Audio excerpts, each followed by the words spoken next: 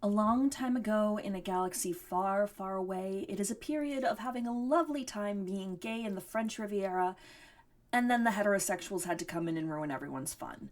When the son of two gay dads brings home the daughter of ultra-conservatives, it's time for the greatest drag act of all time, whether or not it's deserved. Happy Pride Month!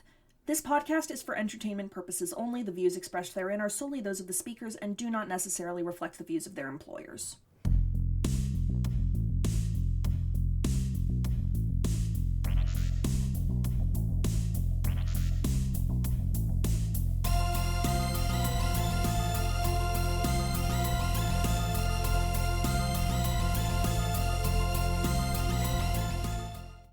Hello there, and welcome back to 6 Degrees of Star Wars, the podcast where we explore all the ways George Lucas's flagship franchise surrounds us, binds us, and penetrates us in the landscape of cinema. I'm your host, Sam Marchioni. Joining me today, River Lane. This movie truly was proof that I do need to be on my ADHD meds. And Emil Lewis. Let us raise a glass to this catastrophe. Happy Pride, everybody. We are gathered here to record this on the first day of Pride. It'll be a good 2 weeks before you hear this episode, but may you be as gay as you always are, and may you be safe. And we are here to talk about a pretty big tentpole in the representation of queer people in cinema, the original 1970s Cage Aux Folles, a degree 6, thanks to Venantino Venantini, who was in The Repenter with Max von Sydow from The Force Awakens. Shout Wow. out to those 70s actors. Wow, that is one of the more tenuous links I've seen in the episodes that I have recorded, and I love that. Oh, baby, we haven't even gotten there yet. The degree 6s get wild. Oh, who boy. But, so, Cage is interesting, at least to me, because here's how it worked for me. My first year of college, I did a student musical theater production of the musical from the 80s, which I have complicated feelings on because, hello, Sunday in the Park with George. That joke is definitely meaningful to some people in the audience. Okay, so not to be that kid on Maine, but also, fuck it, it's Pride Month. Theater kids are in our element. It was a whole thing at the Tony Awards that Cage Aux Folles beat out Sunday in the Park with George, not only for Best Score, but for Best Musical. And Jerry Herman, the composer, kind of started some shit by talking about how it... There's been a rumor around for a couple of years that the simple, hummable show tune was no longer welcome on Broadway. Well, it's alive and well at the Palace. Because that was like a dig at Sondheim. Everyone was like, yeah, you can't really hum any of the songs from Sunday in the Park with George. And I'm here for Sondheim beefs. It was a whole thing, and it's one of the things that theater people have capital O opinions on. Oh my god, so I'm I'm a late coming theater kid. I only really started doing theater after college, so I did not. Was never inoculated, whatever the word is, in theater kid communities. So I still am a total outsider to all theater kid beefs and drama. But I love it that way because it's funny as hell. I am a theater kid third on my list of self-personal descriptors. Theater kid without the trademark symbol. AKA, I was a tech theater kid in high school, and then when I hit college, I said, no, I want to earn money. So I became a film kid, which is just a different kind of insufferable. I'm so sorry. Yeah. I'm so sorry you became a film kid. I wouldn't wish... there are a few people I would wish that fate on. I mean, I was already a film kid. I'm just now a film kid, but with, cited sources. I also realized that by saying that on a film podcast, and presumably where much of the audience would be film kids, I have probably now marked myself as this podcast's primary villain. Listen, I have gotten I have insulted Rent. I've insulted some film bro about some Scorsese nonsense, I think. These are good choices. The honor of Duncan. The fuck is Duncan? Dunkin' Donuts! What kind of asshole do you call yourself? Yeah, we have said some shit on this here podcast. Get in the comments. Please get in the comments. I could use the engagement. Valid.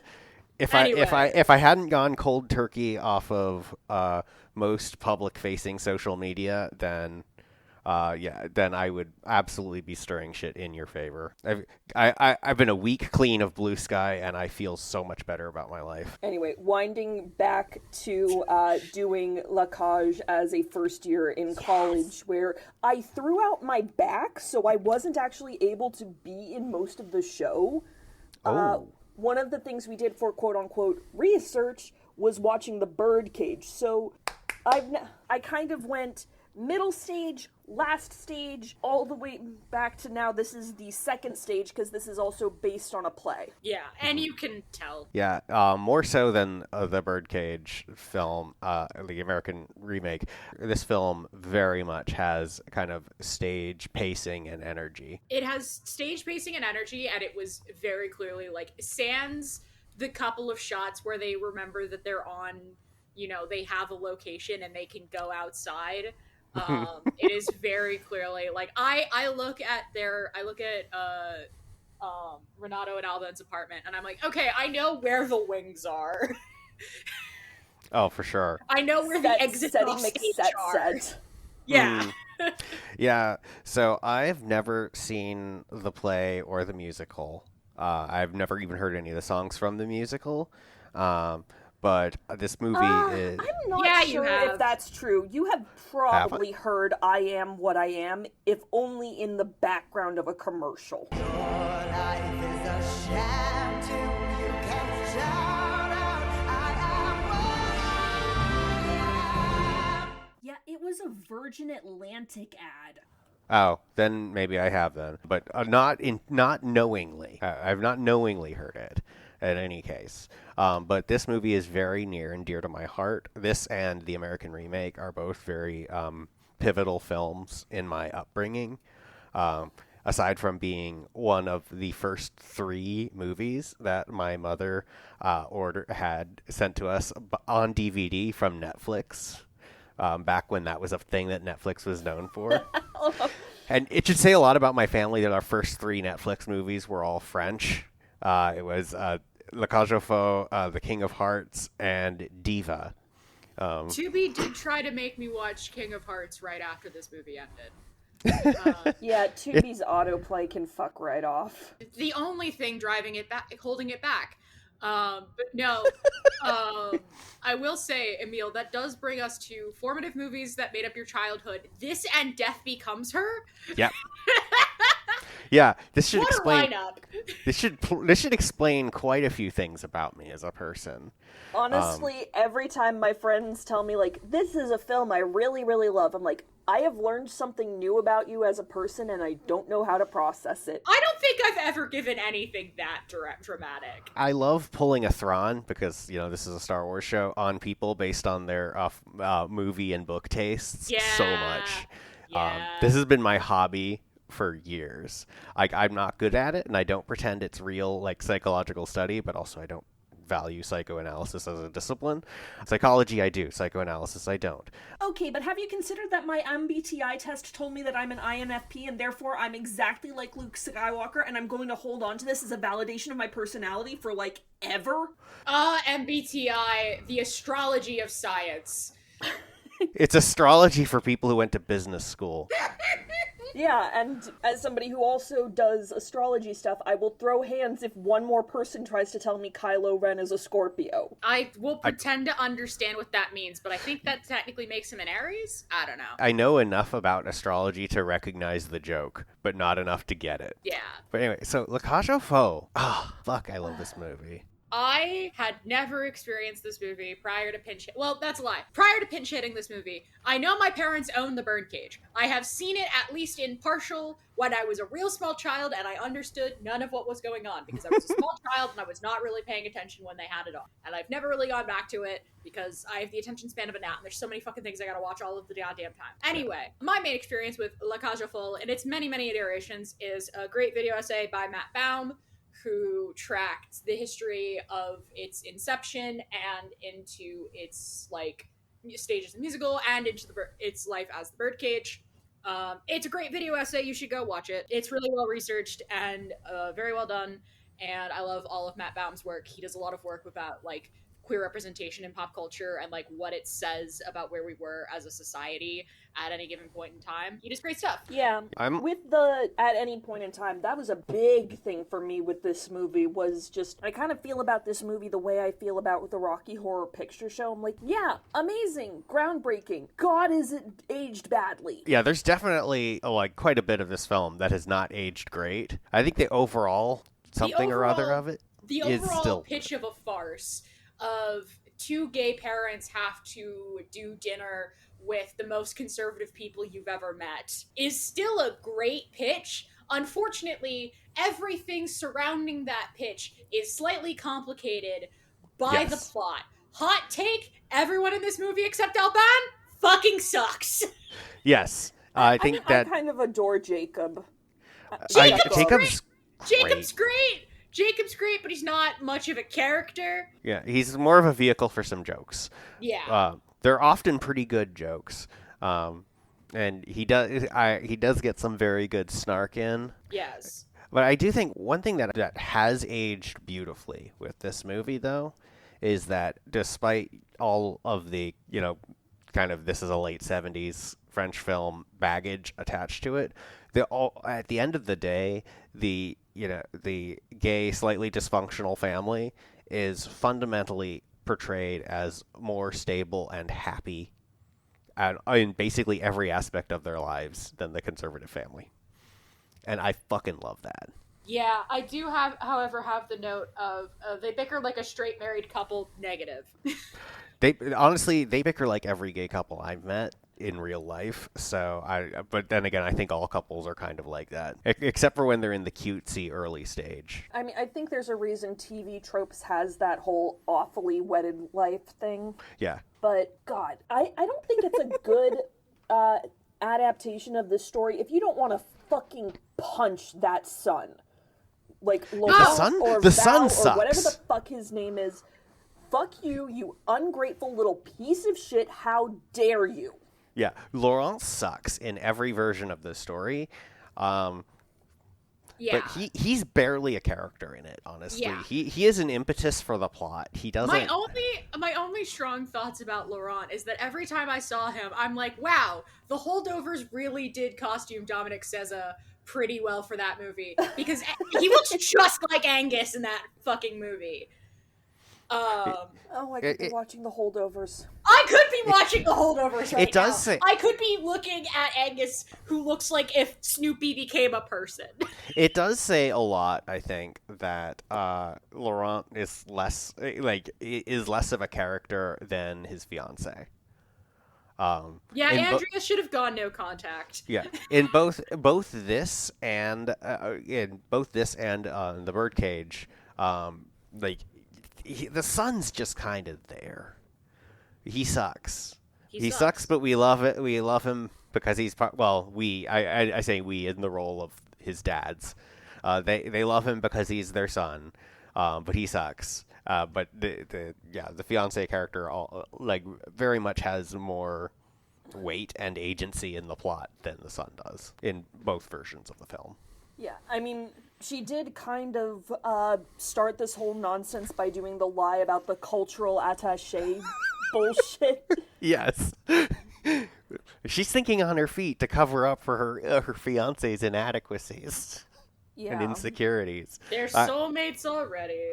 Exactly. Girl, you could do so much better. Try going, up to Brittany, and, I think you can find an island where there's some depressed lesbians. They would love to talk with you. And that's a Portrait of a Lady on Fire joke. Jesus Christ. So the thing is, she can do better for a spouse. I don't think she can do better for her in-laws. I would fucking love to have Renato and Albin as my fathers-in-law so much. But also because Albin is basically exactly like one of my uncles, and I think he's great. No, they're dysfunctional, but they're so lovable. I mean, again, they're not non-Albans in this film are basically awful people, but I love awful people, so maybe that's just kind of who I am. I will also say they do get a good couple of giggles at the fact that it's no, we're not upset that you're getting married. We're more upset the fact that you're straight. Yes, that is a good joke. That's a very high quality joke. That is one of the better aged on-running gags in this here movie. Mm-hmm. Honestly, like, in that same vein, I think one of my favorite jokes was when one of the other drag performers comes up and is like, yeah, I'm not going to be able to work as much, I'm having another kid. And Renato's going like, you can't keep having children, it's going to wreak havoc on your figure. Just that performance of, like, heterosexuality, heteronormativity, that was funny. Yeah, like the performances in this film are very good and very funny, even with some of the jokes that have aged badly. There is definitely a very engaging just acting going on. Sorry, I don't know film talk, so I sound very basic and kind of dumb when I talk about this sort of thing. I don't know if it was Tubi's rip of the movie, or if it was somebody else's rip of the movie, or if this is just an ongoing problem. The fact that Renato's actor did all of his lines in Italian and then they had to overdub it in French. Oh my god. The ADR mixing is so bad. Oh, yeah. I cannot, like, they're doing the opening bits of dialogue and I'm going, oh god, is this movie going to be whole like this? Because like, when I say that this movie is bad for me not being on my ADHD meds, here are the ways it is not not good for me on my ADHD meds. Do tell. Number one, the ADR mixing is hell, so I'm praying for the ingrained subtitles. Tubi does not have active subtitles, or not ones that I could easily find, so thank the gods the movie had ingrained ones. Two, I took French from 5th to about 10th grade, 11th grade, poorly.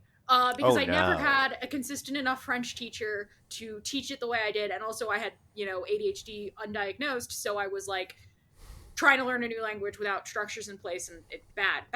But what that means is I understand just enough French that my brain goes, oh, you understand what's being said. You do not need to pay attention to the subtitles. You can just let it wash over you. But my, like, cognitive thinking brain is like, no, we don't understand what's being said. We need the fucking subtitles. We just recognize some of the words. And then also I had to take notes. So in short, I was struggling.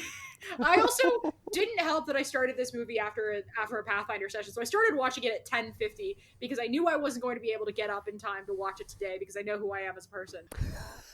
So I was like, okay, if it is under 2 hours, I will watch it now. If it is over 2 hours, I will wake up at 8 a.m. tomorrow, binge watch it before recording, so that way I can, like, drag myself, to shower and whatever. But no, it was an hour 30, which is nice.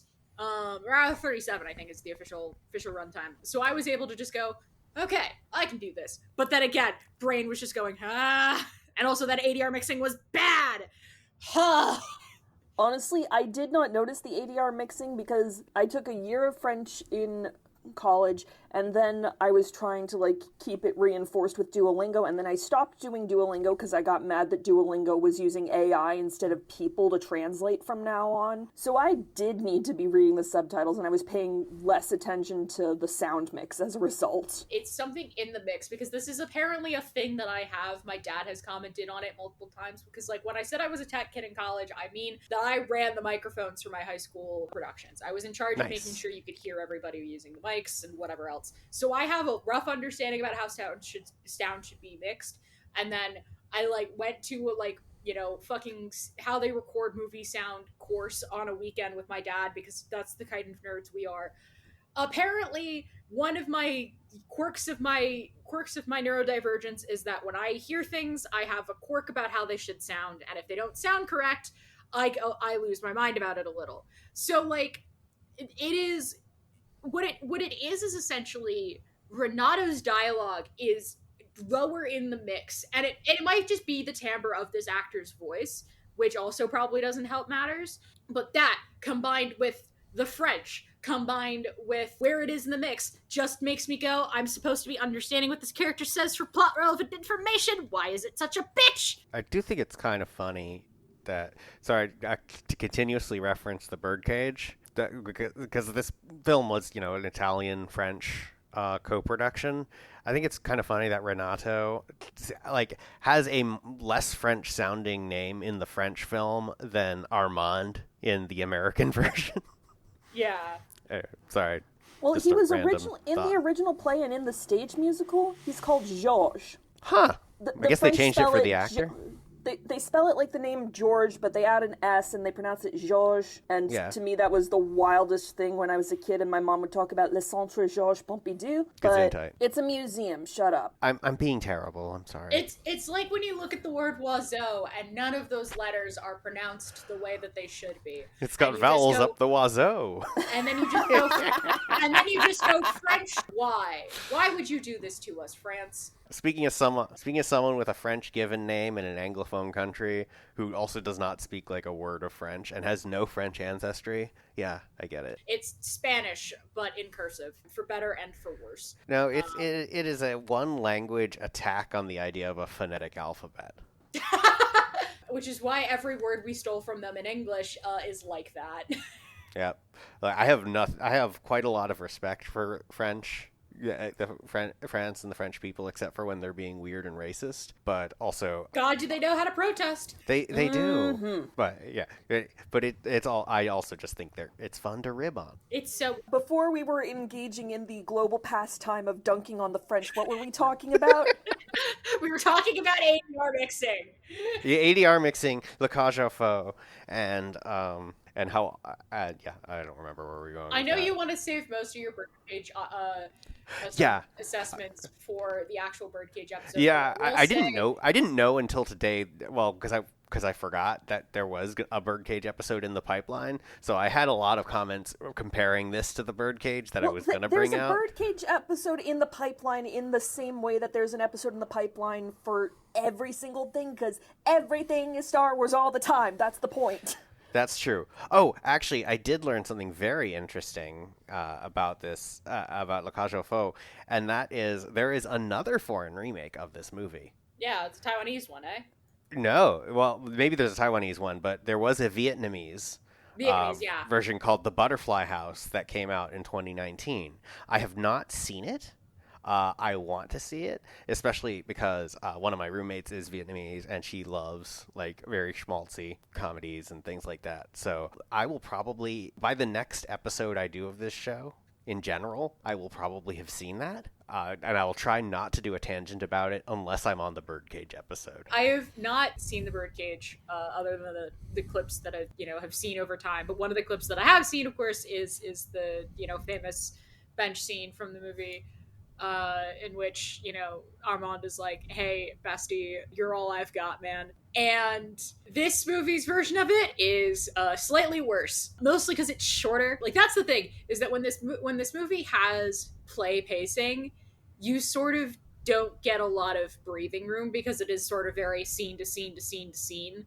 And if the emotions don't carry over, then you're kind of screwed. Yeah. And when they immediately open the next scene with them driving home, and immediately Alban is popping off again about the nonsense with she's not even an ex-wife, she's just the mother. God, I hated that scene. And that is something that I will compare to the Birdcage. Christine Baranski in the Birdcage, Yeah. she is the most affable, supportive person. Mm-hmm. I know that part of this is probably cultural sensibilities talking, but both the Birdcage and the musical adaptation, I think, do more to give the Renato, Armand, Georges role more depth, more sympathy, to make him more complementary to Alban, who is having all the dramatic stuff happening. Mm-hmm. But, like, then there's Christine Baranski, who's like, yes, I got drunk and had sex with Robin Williams and we had a kid as a result, and I'm just here to try and be supportive. And Yeah. A+, I would always love for Christine Baranski to be my mom. Yeah. No, she is a lot less sympathetic in this version of the story. Like, she's like, I think it had been long enough, since I had last seen this Le Cage aux Folles and I'd watched The Birdcage relatively recently, so I kind of was expecting her to be more like the remake version of the character, and I was just kind of like, wow, she just sucks. She sucks in this version. Yeah. What is she Madame le Président of? According to the synopsis on IMDb, she is an actor, so maybe some form of the Actors Guild. I don't know how French acting works, man. I mean, I would assume there's unions out the wazoo, but... Yes, I'm Out the assuming. wazoo, you mean? I'm assuming France is unionized. I assume that French acting is much like other acting, except they smoke more and they fuck, and also they fuck each other a lot. Sometimes more on camera. Insert every single John Oliver bit about dunking on the French here. I'm sorry. I'm sorry, the French. I'm not. I'm sorry to the French who deserve to be sorry to. So, 5? Yeah. Ouch. Listen, we don't have a lot of space to punch in other directions. Let us have this. It is our God-given right as Americans to make fun of Europeans. Yes. So long as the Europeans don't immediately try to turn it back on us and go, hey, look at your gun problem. And we're like, we were having fun, man. I wanted to dunk on Europeans. Understandable. Have a nice day. Yeah, I love this. I do, like, as much as it is a very set McSet, I do love the sets. They are kind of fun. Oh, they're really. I love the how they turn the apartment just so sparse, and the scene where they're like the room is empty except for like the cross on the wall, and then they're all just sitting on chairs. The worst chairs in existence. It is so uncomfortable that it loops around and becomes hysterical. Okay, maybe I'll reveal something about myself. Those chairs looked cool to me. Like, I like the Gothic architecture. I want to live in an abandoned Gothic cathedral, goddammit. We know you're a Dracula, Sam. How dare you? I'm a Phantom of the Opera stan. I am so sorry. They're very cool chairs. They just look deeply uncomfortable for, like, casual sitting. And maybe this is because I'm queer and I can't sit in chairs properly. Yeah. Yeah, I don't know how to. I have shifted into about 18 different positions in the last 4 minutes of this recording. I mean, I once part of the thing you didn't see on the Turning Red episode, where there were several observations I made where I was laying down on my couch because I needed to stretch my back out because I had pretzeled myself up so tightly that my knees were starting to lock. Yeah, man. I am chronically incapable of sitting in chairs properly, except at restaurants. Then I sit in chairs properly. Under duress. No, it's the presence of food. It calms the beast within.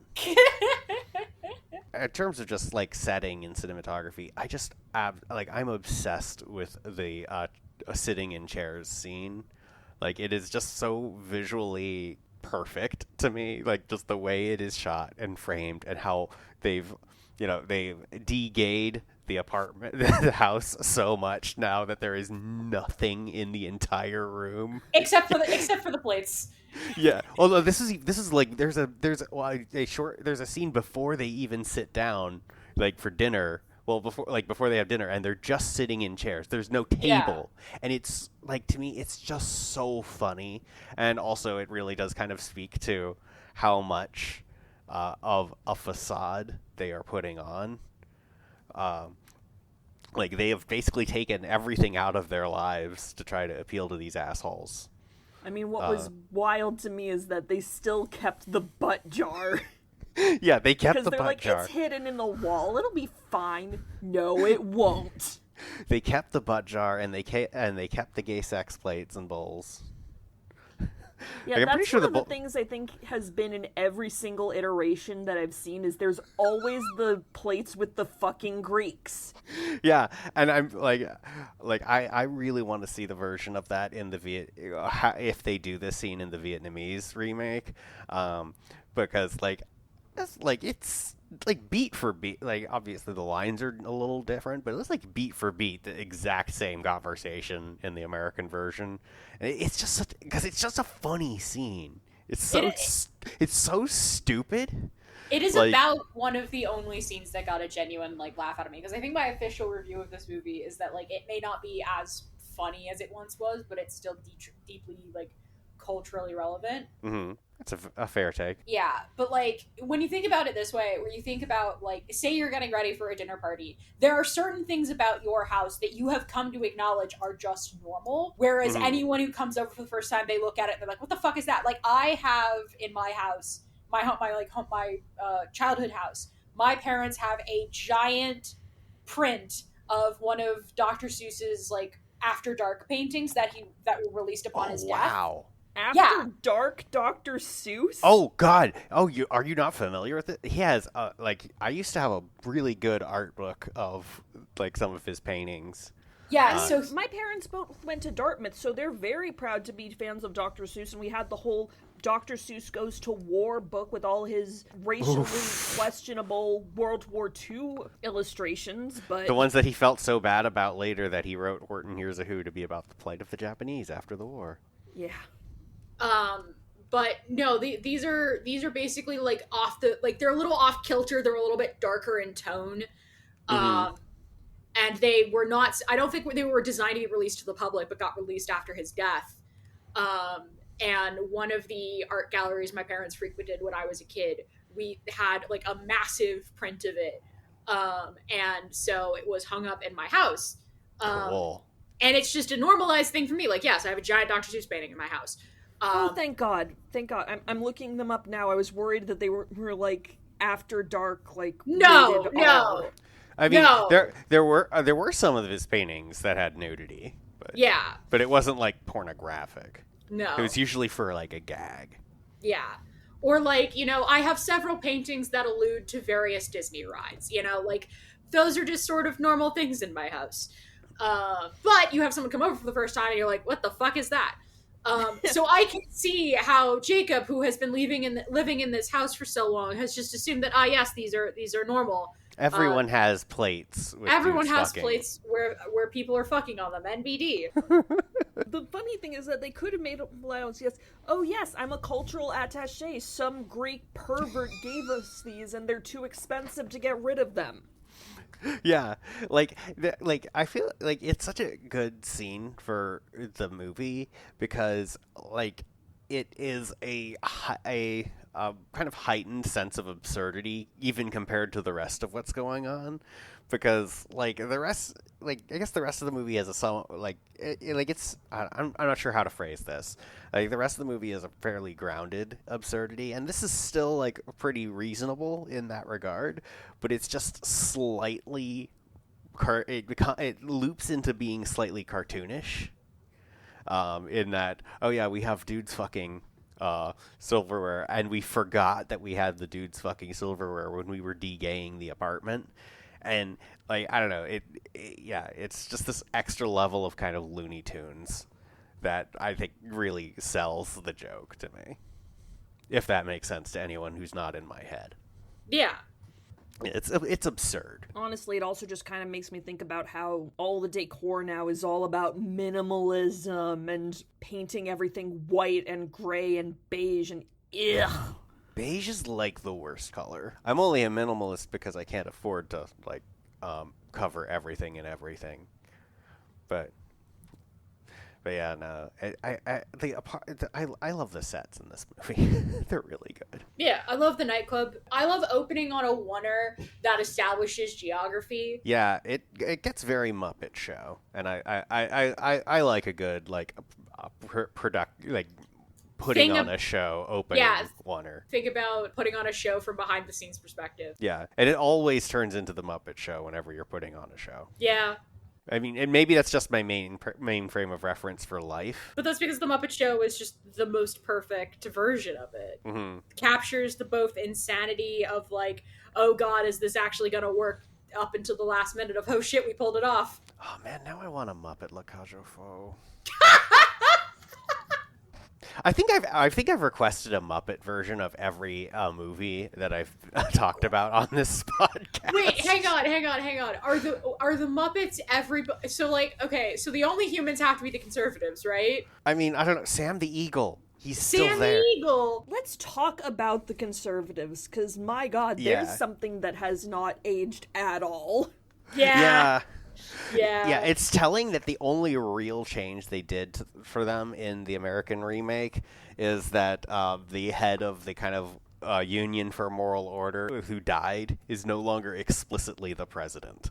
Like, that's like the only change they did in the American remake. Yeah, they switched just to like like a senator, because I think, given that it was the 80s, implying that Reagan would die of a heart attack while having an underage black sex worker in his bed I don't think Mike Nichols would have been brave enough for that. Like, also the way that they reveal the nature of the president's death is really, I like the way that it just rabbit holes. Yeah, that is also a good joke. But Sam, I hate to break it to you, the Birdcage came out in 1996. Yeah. So it would have been a Bush or Clinton. Yeah. It would have been Clinton, but also up until fairly recently, Americans had a little bit more respect. Well, rightly or wrongly, had a bit more respect for the institution of the presidency. Whereas the French see basically all heads of state as interchangeable. Yeah, I was thinking of 80s because musical. I can't even remember what the scandal was in the musical and whether it was still the head of our party died while in bed with an underage black sex worker. Yeah, I don't know. I can't speak the musical. Birdcage, it is the same scandal, which is another thing I really want to see in the Vietnamese remake. Not the scandal itself, but to see how culturally they adapt that. Yeah. I mean, maybe the remake is going to be in name only. I don't know, the Vietnamese version. I still want to see it. The one thing that has never quite sat well with me about the inclusion of the conservatives, no matter what version of this I encounter, and especially with this version, is that it feels very, very mean at the end when the solution is, let's put the conservative in drag to smuggle him out. Because, it's playing into all those trap man in dress jokes. And in this one, we have the added bonus of his chauffeur mistakes him for a sex worker. And so he's basically getting publicly humiliated anyway. Yeah, it definitely comes off as meaner in this version. Well, it's mean in general, but I think it's handled with varying degrees. And it definitely comes off as more of a punishment in this version of the story. I don't mind the idea of him getting punished. What I mind is, but I mean, him being a man in a dress is seen as humiliating, and that is part of the punishment. I think that subtext comes off more in this version of the story. This is also like me referencing the musical slightly in my brain when the musical makes a whole thing about him being bad in the drag, like the most, turfy, we slapped a wig and smeared some makeup, but, we didn't shave or whatever. Yeah. And it's awkward and uncomfortable, and it's like, ha, look at the man badly performing femininity. And that's what I'm not about. Yeah, I'm not familiar with the musical, as mentioned before. So, yeah, that is unfortunate. Yeah, that part has probably aged, or that I think is probably the part of the film that has aged the worst. Either that or the Uncle Tom's Cabin joke. I would say probably the Uncle Tom's Cabin joke is the worst aged. Neither has aged well. No. The delivery of the line in the Uncle Tom's Cabin joke is, I think, a very, very well done bit of snark, but also the joke itself is not great. Yeah. Also, I did not realize, because obviously I'd seen this movie a few times before in the past, but it only this time did it click to me that was fucking Ennio Morricone. Yeah. If I pronounced that wrong, I'm sorry. I got a D in Italian, and no, not in the funny joke way. No, Morricone is how it's pronounced. Excellent. Yes, I retained something from that blighted semester of college. Molto bene. Yes, and it's so radically different from any of the other Morricone film scores that I have heard. This would have been like when he was starting out, right? Well, this was some years after he had made a name for himself doing westerns, because this film came out in 1978, and I think The Good, Bad, and the Ugly was it 66, or have I completely lost time? I don't know. I'm not much of a westerns person, so I don't. Good, the Bad, and the Ugly is 66. I wouldn't say I'm a westerns person, but I am a person for good westerns, which is a very important distinction. But yeah, no, and it's weird. The music in this film is very weird in that, it's peppy, it's catchy, it's also almost, it's just on the seashore banks of Elevator music. Yes, absolutely. It's like if you took Elevator music and made it good, but still kind of kept it within like a spitting distance of being elevator music. It's elevator music, but make it camp instead of kitsch.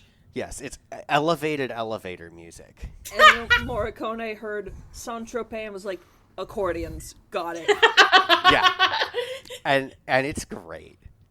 Like, it's a very well-made film. I'm definitely more aware of the faults with this movie and the ways that it has not aged well, watching it now as a nebulously 30-something person than as a 15-year-old. But it does hold a very special place in my heart. I think this movie was, I think, my first, like, as I knew, like, my family, we knew, like, my mother grew up in San Francisco, so of course we knew a lot of gay people.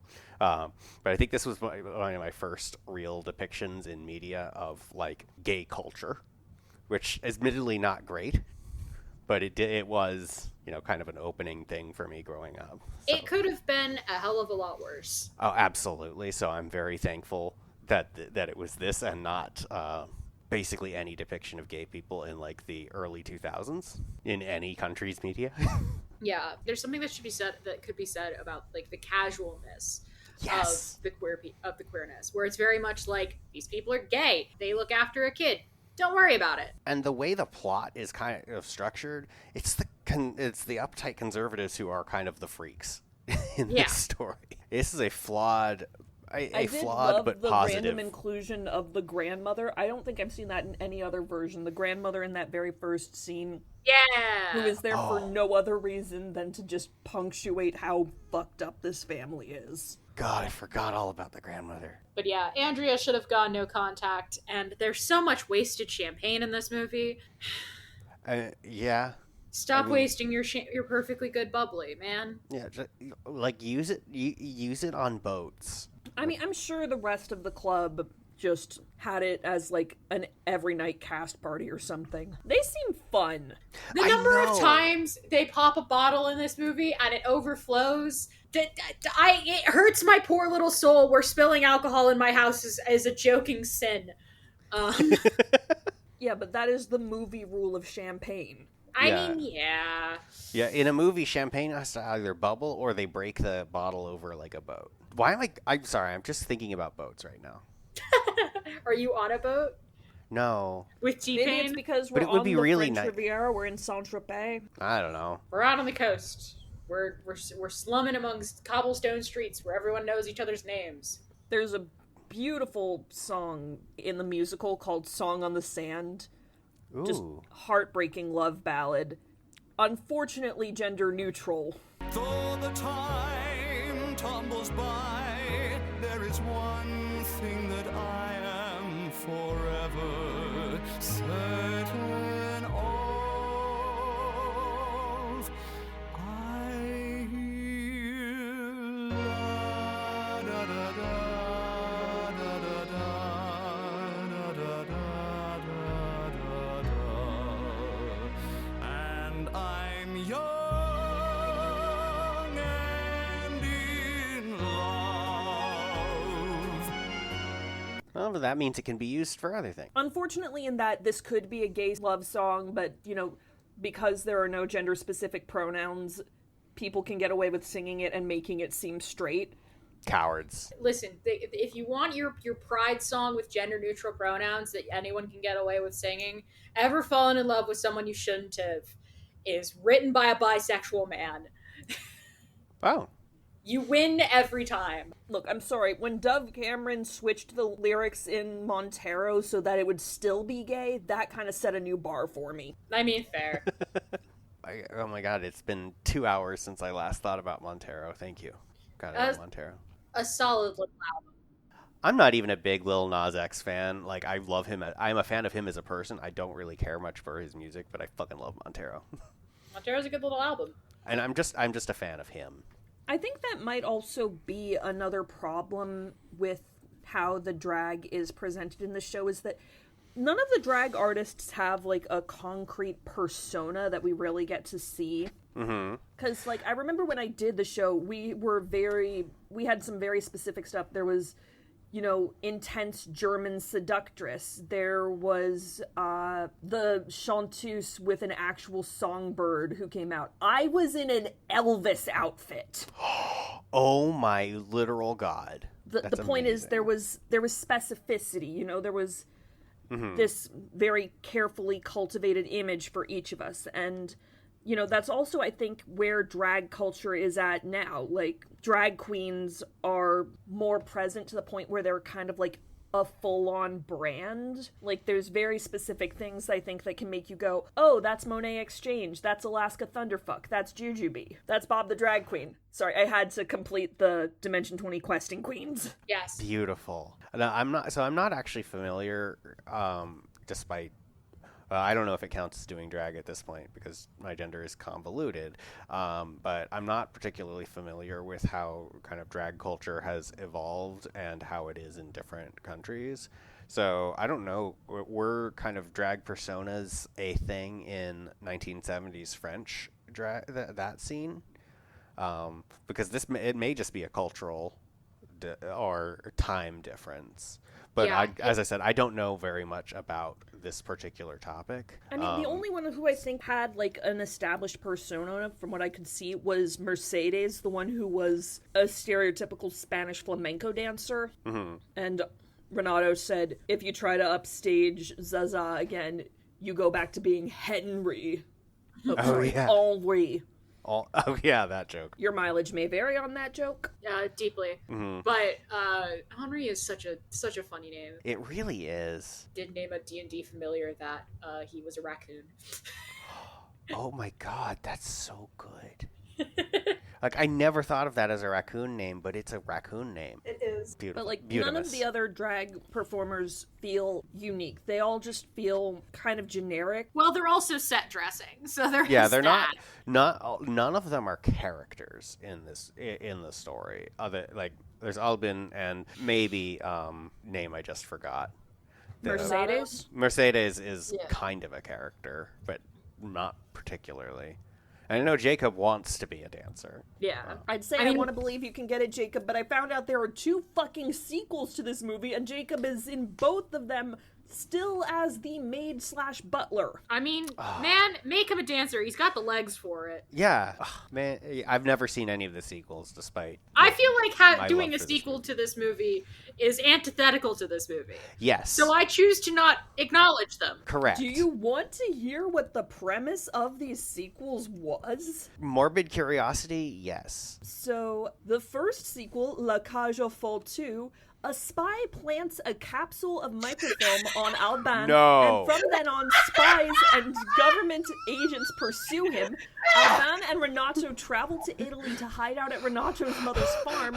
At each point along the way, we see the straight world's reaction to Alban. Up until everything but that last sentence I do want to see. Oh, I can keep going, because there's one more motherfucker. Please keep going. La Cage aux Folles 3, Elle se maria, or La Cage aux Folles 3, The Wedding, in order to inherit his Aunt Emma's large fortune, which includes a large chunk of Scotland.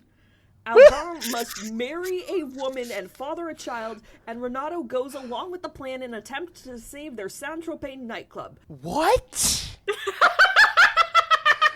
It gets weirder! I'm not gonna keep going, because... Like, I feel like people need to look this up and see it for themselves, but my God. Okay. So I do not want to see either of these sequels, but what I do want to see is a look into the alternate universe where Robin Williams and Nathan Lane made these sequels. Oh, now I'm sad. I'm sorry, it's a sad thought, but also I want to see their... I want to see their version of these sequels so bad. I think you just want Nathan Lane and Robin Williams in buddy comedies. Yes, actually. River, no, the straights are getting to you. They were not roommates, River. They were not just roommates. Right. but you can be a buddy comedy and be a husband and husband duo. My That's guy. true. What is marriage if not the ultimate commitment to the bit? Yeah. Honestly, if I am ever allowed to get past a first date with somebody ever again and am thus able to make the path to matrimony, I think I will ask will you commit to the bit with me Yeah. when presenting the ring to the lucky or cursed? Your mileage may vary, individual. Yeah, man. What is marriage if not the ultimate commitment to the bit? I thought you were going to say, what is marriage if not the ultimate buddy comedy, which is also true. Exactly! You get it! Yeah. There is one last thing I wanted to mention, just in case any generous person out there happens to have a yo-ho-ho of the 2008 West End revival of Cage aux Folles. I would dearly like to see it because Dennis Lawson, aka Wedge Antilles, was in it. God, I love Dennis Lawson. Dennis Lawson truly has a career, huh?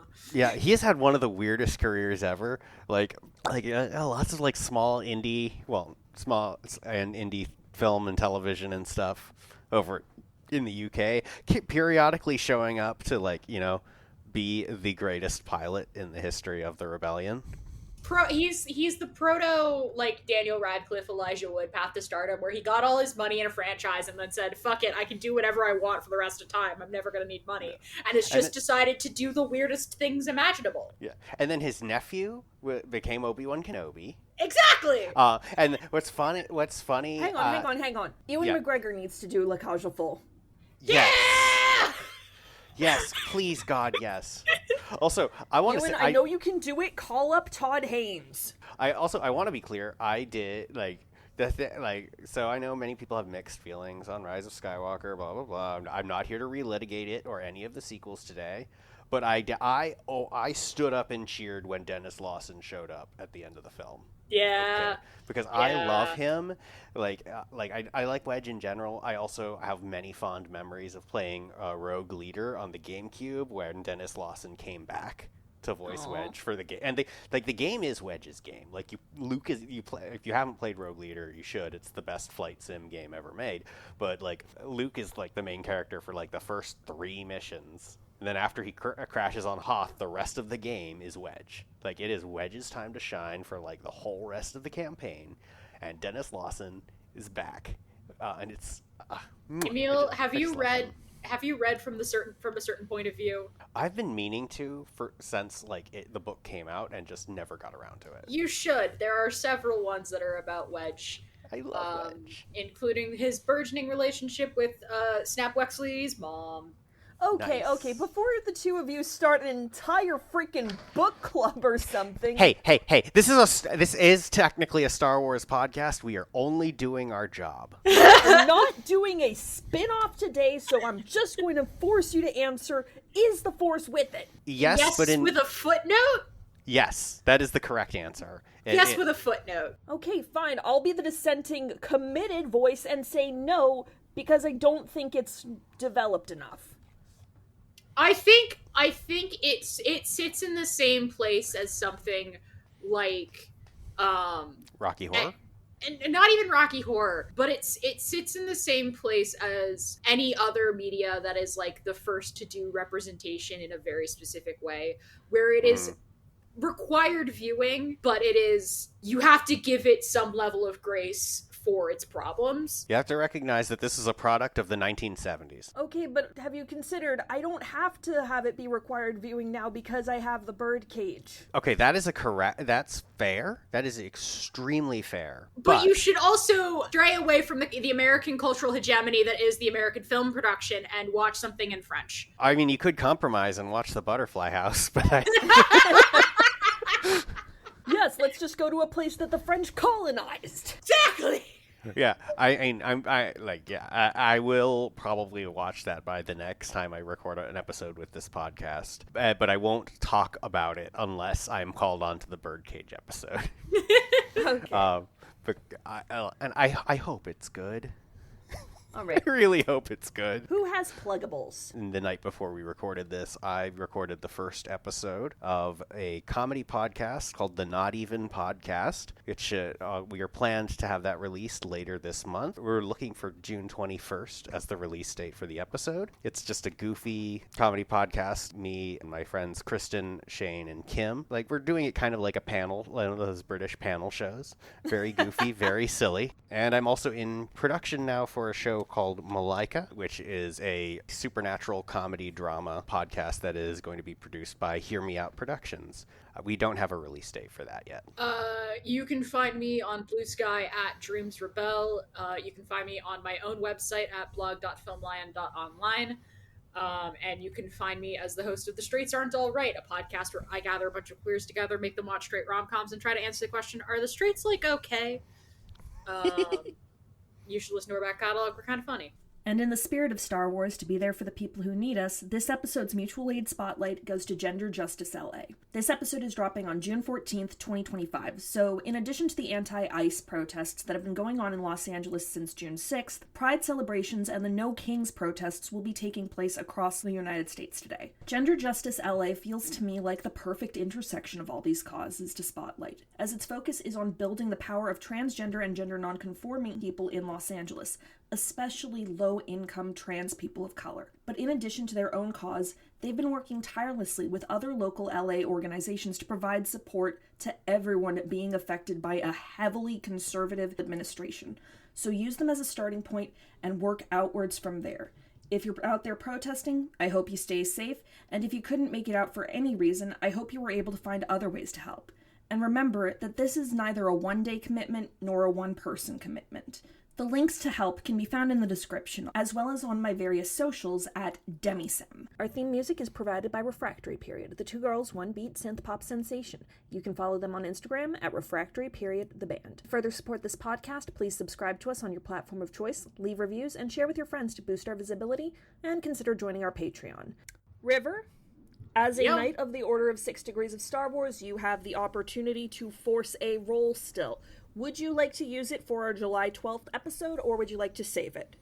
I will save it. All right, excellent. So, here we go.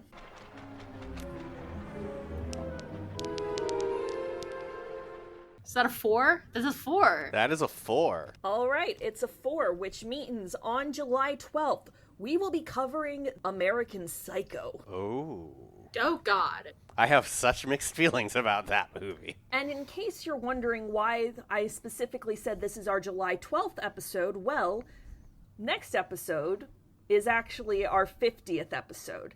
And I decided I wanted to do something fun. Stay tuned, stay safe, stay strong, stay beautiful, and may the Force be with you.